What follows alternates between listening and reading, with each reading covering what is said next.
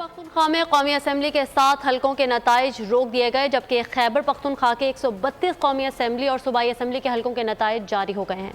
5 متنازع حلقوں کے نتائج بھی روک دیے گئے۔ انتخابی نتائج کا اجرا جاری، 132 قومی اسمبلی اور صوبائی اسمبلی کے حلقوں کے نتائج جاری ہو گئے۔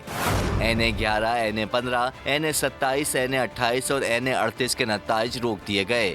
PK 72، 73، PK 74، PK 78 اور PK 79 کے کامیاب امیدواروں کا نوٹیفیکیشن بھی جاری نہیں ہوا۔ شیر افضل مروت، شاندانہ گلزار، عمر ایوب اور سردار یوسف کی کامیابی کا اعلامیہ جاری ہو گیا۔ شیر علی ارباب، اسد قیصر، علی محمد خان اور انور تاج کی کامیابی کا نوٹیفیکیشن بھی جاری کر دیا گیا۔ نامزد وزیر اعلیٰ KB علی امین گنڈاپور کا N44 اور PK 113 سے کامیابی کا اعلامیہ جاری ہو گیا۔